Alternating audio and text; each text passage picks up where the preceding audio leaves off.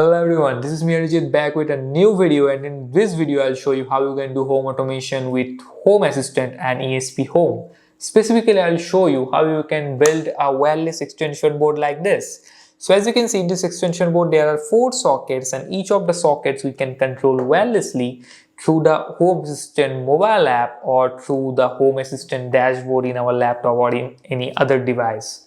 So at first I'll show you how you can use a ESP8266 or ESP32 and a relay to create something like this, and then I'll show you how you can install the ESPHome in your ESP8266, then how to add that ESPHome device in your Home Assistant, then how to configure both of them, and then how to add switches and status, everything in your Home Assistant dashboard, and how you can actually fully control the wireless extension board from your Home Assistant dashboard. As you can see, here is my Home Assistant kiosk here, and actually my Home Assistant dashboard is running here. As you can see, it's also a DIY thing, and in some other video I'll show you how you can build something like this. But here the main point is using this dashboard here, actually I can control. As you can see in my in this room I have a lot of aquariums here. As you can see, 3 of them are here, and for all of the aquariums I have different settings, like different things to control. For example, there are lights, fan, there is pump and everything, and all the things I can control from here. And all of these aquariums are actually connected with some extension board. So for example, if you can see this, there is this nano tank and the light is turned on. Now I can just go here is my nano planted tank. I can just click on this button, and now if you look into it, it's turned off. And now again I'll just click here. So I'll just show you. You can see here, I'll just click here, and as you can see, it's turned on. Similarly, for all of the tanks, I can actually control all of them together from here. Also, I have my WLED setup here, and many other things are there. But the whole point is that here I'm using 3 of the extension boards for 3 of my aquariums, and similarly also you can use it for your applications. And all these things I'm going to show you in this video. So if you haven't subscribed to the channel yet, please subscribe and hit the like button. And because similar videos we are going to make in future also. So now, without wasting any time, let's get started.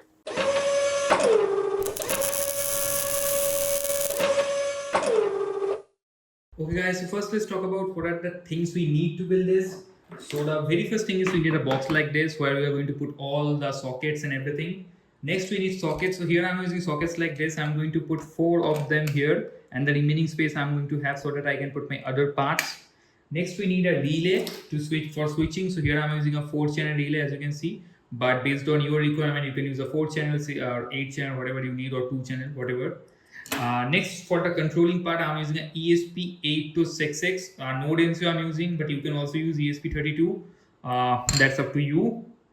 Next, I'm using a 240 volts to 5 volt converter. You can easily get circuits like this online. Also, you can use a high link. You can use a high link too. You can just search for 240 volts 5 volt converter. We need this because here we are going to get 240 volts directly. So from there we have to give 5 volts to our ESP8266 and relay, and for that we need to convert it to 5 volts. Okay. Also, not only 5 volts but AC to DC.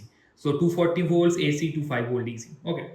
Next we need normal switches. So I'm using this kind of push latch switches. Okay. So basically when you push it once, it's going to turn on the socket. Once you push it again, it's going to turn it off. Okay, this kind of switches you can easily get.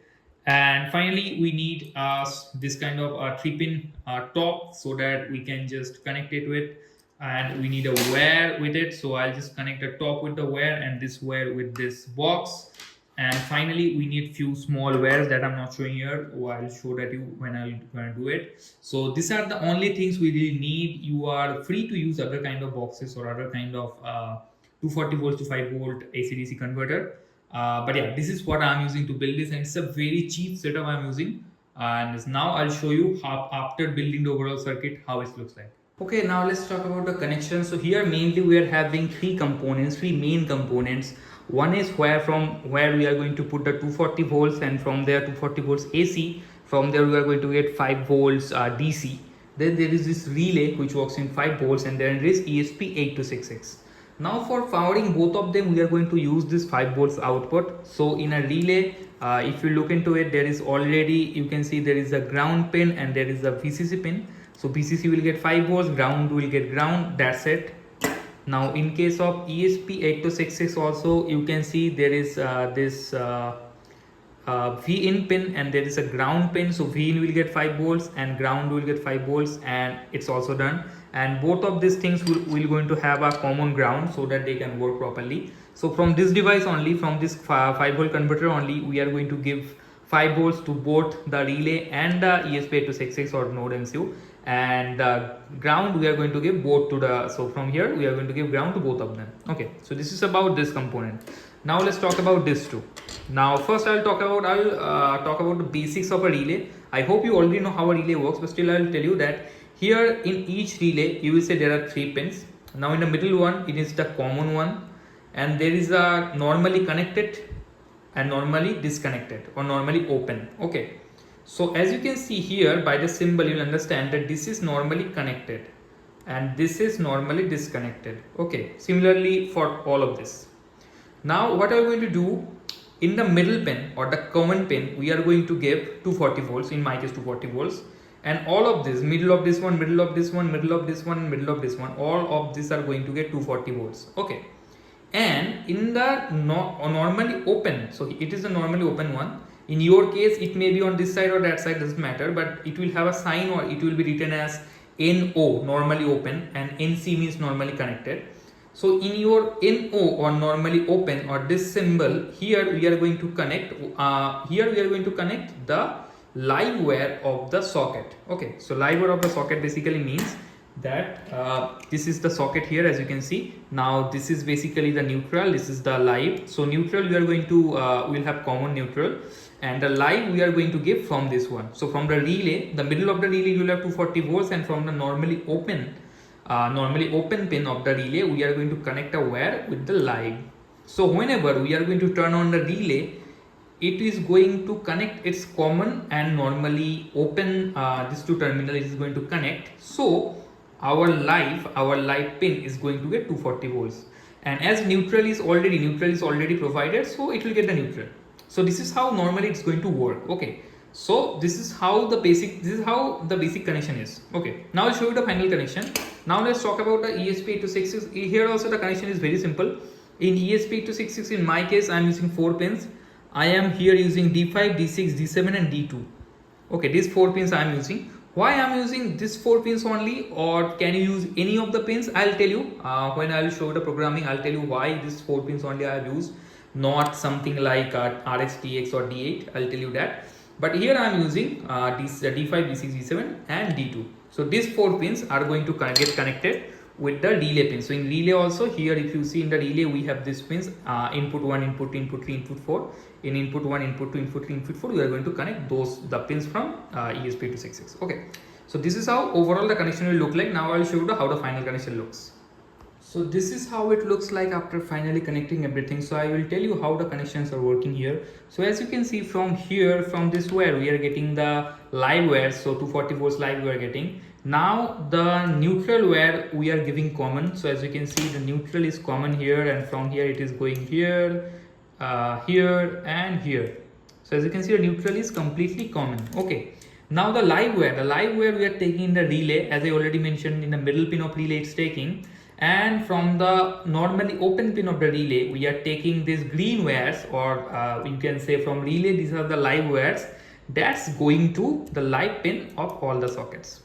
Okay, so in this way it's working. So whenever you're turning on the relay, basically this from this green wire it gets the basically 240 volts. So that's a live it gets from this green wire. Okay, now I have not connected the earthing pin yet. Okay, and here there are these switches, now these push buttons. Now there are 2 things you can do with push buttons, not push buttons, actually push button latch switch they call properly, but whatever. So basically you can also connect these buttons through the ESP8266. So whenever you press the button, ESP8266 will get the it will get triggered, and then it is going to again turn on the relay and turn it on. If you do that, then what will happen, that your Home Assistant dashboard will also have the update that this socket has been turned on. But I haven't did it because its disadvantage is if somehow this ESP8266 or in your case ESP32, whatever, if it's got corrupted somehow, in that case these switches also are not going to work, but these switches in my case are for my backup. So if somehow my ESP8266 got corrupted, in that case I can still use these switches to turn it on and turn it off. Okay, so that's why how I have configured them. So each of these switches I have given the live common. So as you can see from this green where I'm getting the live, so live is common in all of them, and using the ULO wires I am providing the so whenever I am pushing the button, basically these two terminals get connected, and from this ULO wires I am getting the live. So the ULO wires I am giving to the again to the live pins. Okay, so it's very simple. From relay, the green wire to the live pins, so whenever you turn on the relay they will get the live. From buttons, the yellow pin is going to a live pin, so whenever you turn on the switch, again is getting the live. So and here is basically our 240 volts to 5 volt converter. I have wrapped in complete black tape. Okay, and this is overall how it looks. Finally here I have 3D printed a small card, so it will look just good. So this is how the overall thing basically is working. Okay guys, so now let's start with the software part. Now as I already mentioned, in this video we are going to mainly use two things, Home Assistant and ESPHome. Now if you don't know how to install Home Assistant and the basics of it, there is a video on my channel where I have showed you how to install Home Assistant in Raspberry Pi 5 and how you can do the basic setup. So watch that video, the link will be in the description. So in my case I already have Home Assistant, and as you can see, if I go to homeassistant.local 81234, I can see my Home Assistant basic dashboard. Okay, and here only I'm going to add the new buttons for our this extension board. Okay, now the second thing we need is ESPHome. Now if you don't know ESPHome, basically it's a system to control your microcontrollers, and here we are going to control the microcontrollers from our Home Assistant.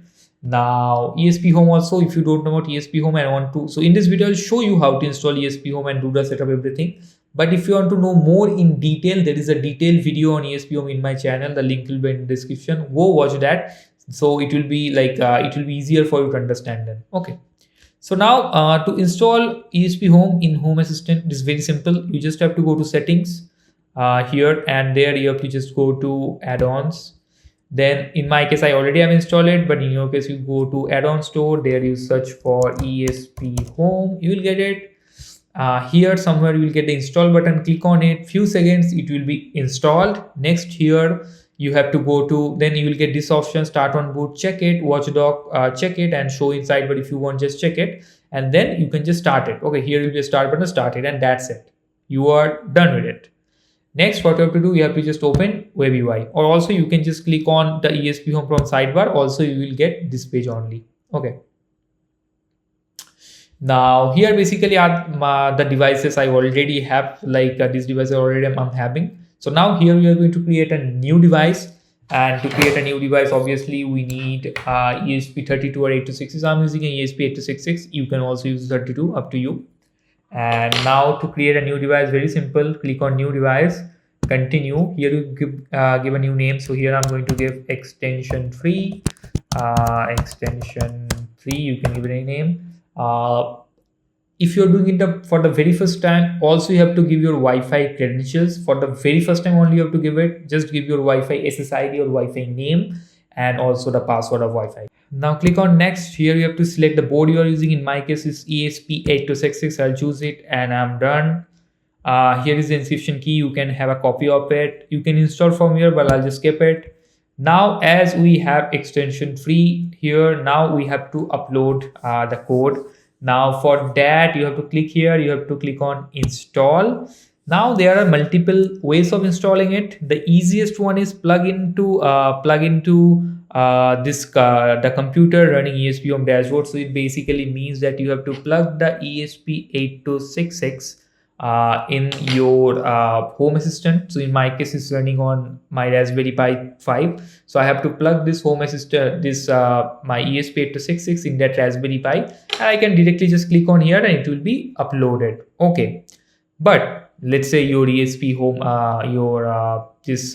ESP8266 is in some other place, and maybe you have put your main Home Assistant server in some other place. In that case also there is a way that you can manually download a .bin file, and that .bin file you can just manually upload. Okay, also there is a way connecting with this Mac directly and program it, but that's not going to work here because this so in my case this Home Assistant is not over HTTPS, so it's not going to work. So only two options we are having, either plug it with your Home Assistant and program it, or I will download the .bin file and upload it. Here I'm going to do the .bin file one, so I'll just click on menu and download. It's going to compile the whole code for me. So I'll show you the basic code, I'll explain you that, but before that I'll just upload it and I'll make the ESP8266 online, and then I'll explain you the code. Okay, so now as you can see, it is done compiling, and so basically now also you'll find here that the .bin file has been downloaded, extension 3.bin. Now we have to upload it. Now to upload, we have to go to ESPHome web. You can just search for it. You will get the very first website here, and here it is. So first you have to connect your ESP8266 with USB. So I'm connected with my Mac. Once done, you can just click on connect, and here is the USB serial. So connect with it. Connection is done. Now we can simply click on install. You have to choose the file, and here I'm going to choose extension 3.bin. So I'll just choose it, click on install, and as you can see, it's connecting, and within very few seconds it will be installed. So just let's wait for a few seconds and it will be done. So now as you can see, installation is done, and now if we go back to our ESPHome, and as you can see, extension 3 is offline, but if I just refresh it, just wait for a few seconds, and as you can see, currently it's online. So that means that our overall compilation and how we have uploaded it, it's completely successful, and that's why extension 3 is online. Next, we have to finally change the code and have to re-upload the code. So now, and next time we can just do the upload wirelessly. So now I click on edit. This is the basic code it has provided. So as you can see, the name extension 3, friendly name extension 3, the board is ESP8266. If you choose ESP32 instead of ESP8266, automatically this thing will be changed. API encryption key, that thing you can delete also. There is no need of using this, but you can let it here also. OTA is for wirelessly upload the firmware. When you are uploading the firmware wirelessly, you may need this password. That's why it's there. Wi-Fi is basically for the very first time when you will provide the Wi-Fi SSID and password. That thing it will store in a secret file. That thing basically it is importing that thing here. And finally you have the AP means basically it's fallback hotspot. So fallback hotspot means somehow if your this ESPHome device is unable to connect to the router credentials you have provided, in that case it's going to create this fallback hotspot, and you can connect to it this fallback hotspot, and you can change the password or change the Wi-Fi site and password, so you can connect it to some other hotspot or Wi-Fi. Okay, that's it. So this is a basic code given. Now we have to write our own code so that we have to say this ESPHome that we are using these pins of this ESP8266 to control a relay and all that thing. Now already I have written the code for a 4-channel relay, so I'll just take the code here.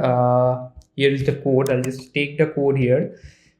So from here I'll take the code and I'll just paste the code. You will find in my GitHub repo. I'll put the link in description. This is how it looks like. So now I'll explain you the code. So basically at first we have to set 4 outputs. Now 4 because I'm using 4 relays. In your case, if it is 2 or 2, then 6 or 6, how many numbers of relays or outputs you are using. The platform of the output will be GPIO. ID, you have to give it ID. I'm giving IDs like relay 1, relay 2, relay 3, relay 4. You can give different IDs. Anything can be ID, but that ID need to be remembered.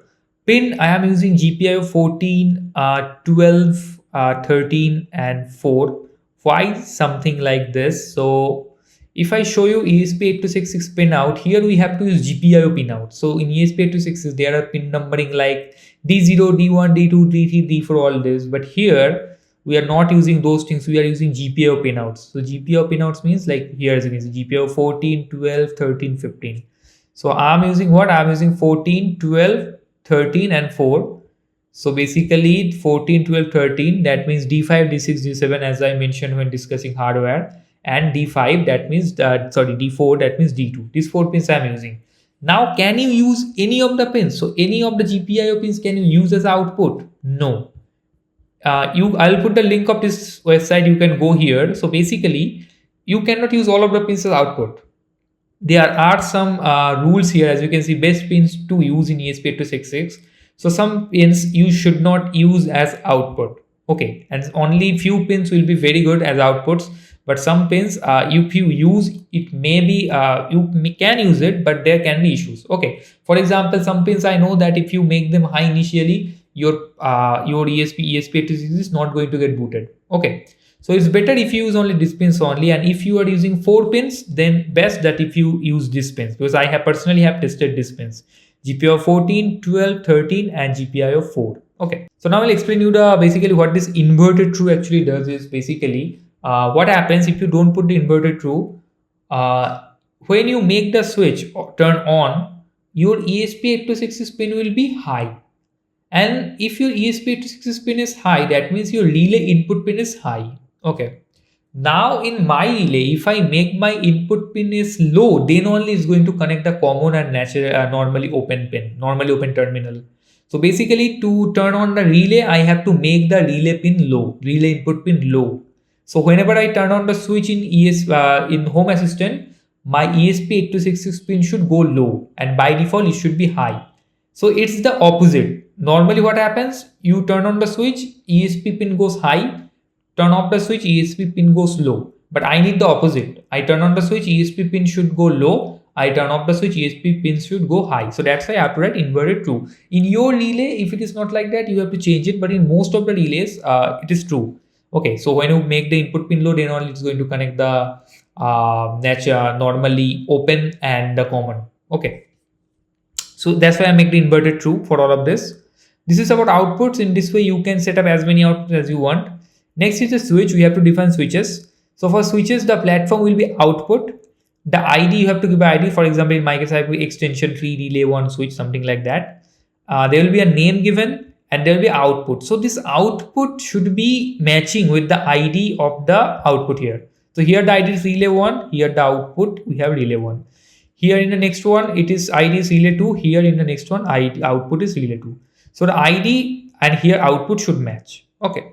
Finally, here we are having restore mode. So what this restore mode will do is, restore mode is going to basically restore your previous state. So if there is a power cut and your ESP got restarted, in that case, what will happen? It is going to make sure what was the previous state, that is going to write here. Okay.